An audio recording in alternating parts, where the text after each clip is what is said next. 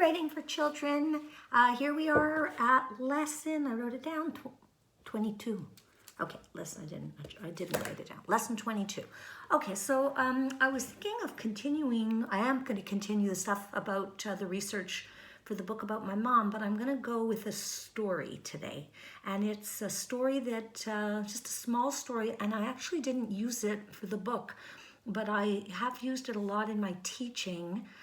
When I teach journalism, I tell it. I'm pretty sure I didn't tell it to you this semester yet, but there's always a little chance with me and stories because this is one of my favorites. And there's also a chance that those of you who've had me before have heard it, but it doesn't matter because it's good to hear again, and it's a good story to tell other people also. It's a nice story, and it's an important story.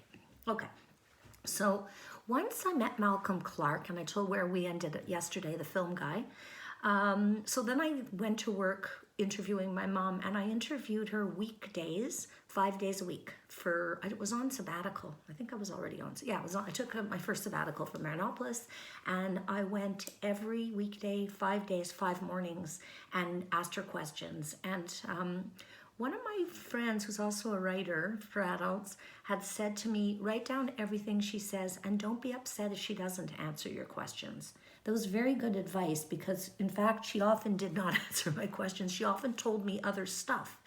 And it was a little bit frustrating, but I remembered my friend's advice and it proved useful because a lot of things that she told me, even if I didn't use them for the book, I ended up benefiting from them, using them in other ways. Maybe I'll still use them. I have all those notes that I took. And some things that I didn't think were important did prove to be important in the book too. So it just shows you when you're interviewing someone, especially a project like this, it wasn't like if I interview someone for the newspaper, I have 2 hours to do it and, I'm very focused. This was a more open-ended kind of interview process.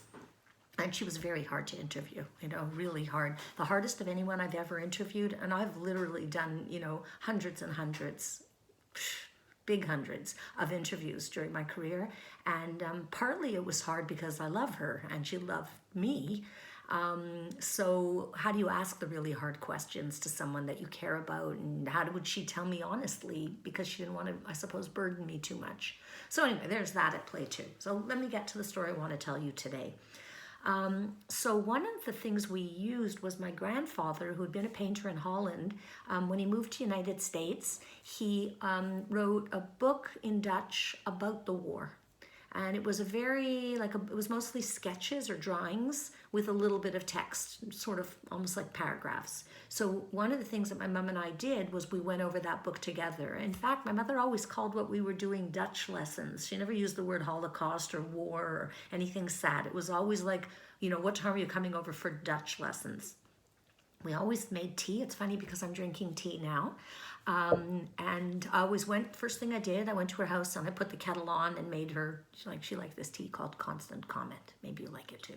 Anyway, I made her the tea, and I read afterwards, many years afterwards, that people divulge more information when they're drinking a warm liquid than if they're drinking a cold one. So if you are going to interview someone, give them a warm drink. And maybe the pandemic is a good time, especially if you're stuck at home with relatives. Interview them, especially if you got old people, because they have the best stories. Okay, so one of the stories in the story that I want to tell you today, and it does tie into your projects possibly, is one of the things that my grandfather wrote, okay, in that little book.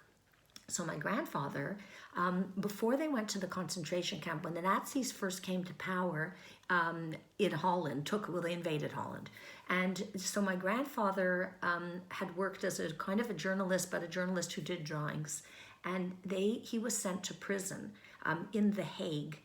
The Hague is a big city, which I've never visited, in the Netherlands.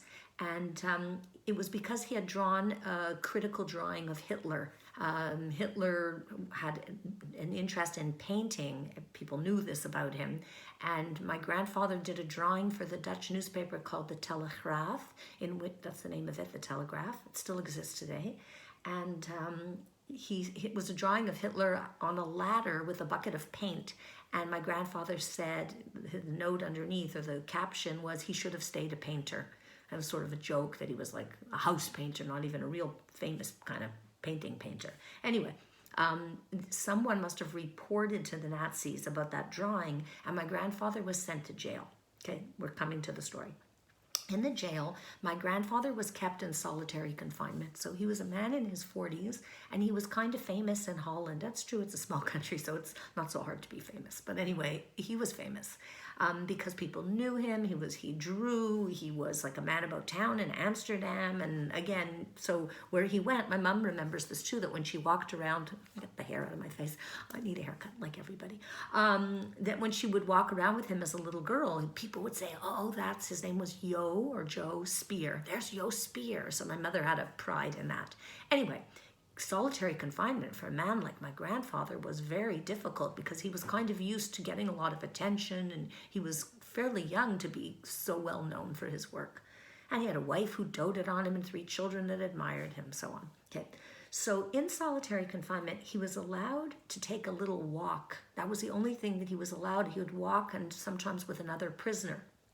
And also in solitary confinement, there was a woman who worked as a prison guard in The Hague, and she was German but living in Holland, and the Nazis would have hired her because she spoke German, right? She was German. She was ideal to work for the Nazis, and she took the job.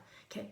And this guard was kind to my grandfather, and she would sometimes, when he would go for a walk, he'd come back, and if it was warm weather, he would leave his jacket, and the buttons were coming off his jacket, and when he came back, they were sewn back on, or new buttons, whatever. And the other thing was, at night, when my grandfather was particularly lonely, the guy, the commandant, the commander in charge of the prison, was a Nazi, and he had a German shepherd. It's ironic, but they all had German shepherds. Like in The Taste of Rain, the Japanese had these dogs, very, very common, guard dogs. So this German woman guard would, when the commandant went out at night to go to parties or drinking in Amsterdam, she would bring the dog to my grandfather's cell so that he had companionship at night. Okay, that was very kind of her. So one day, my grandfather was out on this, short walk that he was allowed every day, and he was with a journalist that he knew was also imprisoned. And I even remember the journalist's name, Den Hartog, a very common Dutch name. So he's with this guy, Mr. Den Hartog in Dutch, and he said, this German guard, the woman, she's very kind to me. I don't even understand why she would be kind. She brings in the dog. She sewed my buttons back on. And Den Hartog said to my grandfather, but we know her. Don't you realize we know that guard? And my grandfather said, know her. I never saw her before. I don't know her at all. And Den Hartog said to my grandfather, oh, you do know her. Remember when we used to go out at night drinking at the end of the work week from the newspaper? We would take a break, go bar hopping, whatever. And remember at that certain bar, that woman, she was the coat check lady. She took our coats.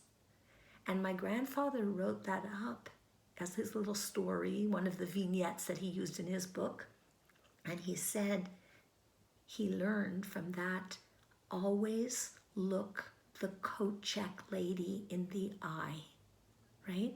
And what I love so much about that story, and why I thought today, I want to tell them that story, is it's about the little people that are invisible, right? If those of us, if we were a little bit luckier than them, we don't have to work as a coat check person, right? It's the same way that, like, in the grocery stores now during the pandemic, I hope if you're doing groceries that you say, like I do, thank you. I appreciate what you're doing. You're keeping us all fed and well and at a risk to yourself dealing with the public, right? So always look the coat check lady in the eye. And then there's a little ending to the story, which is after the end of the war, when my grandfather and his family, when they were liberated and they returned to Holland, he investigated, because the Germans who had cooperated with the Nazis were in very bad trouble in places like Holland. Even my grandfather faced difficulties because he had done those drawings that he was forced to do for the Nazis. I mentioned that to you yesterday. But he wondered what had happened to that German woman guard. And he thought maybe he could help her if she was being investigated by the Dutch government at this point. And when he went to inquire about what had happened to her, he found out that she'd been killed by the Nazis, and she'd been killed for helping Jews. when other people that needed support, help against the Nazis during the Nazi occupation. So that's the end of my story. And it's the longest one I've told you, 10 minutes, 8 seconds. It's worth it. It's a good story. Maybe for your own stories, think about small people. Maybe you want to include a small person, and maybe that will be your way of, remembering the coat check lady. Okay, talk to you tomorrow.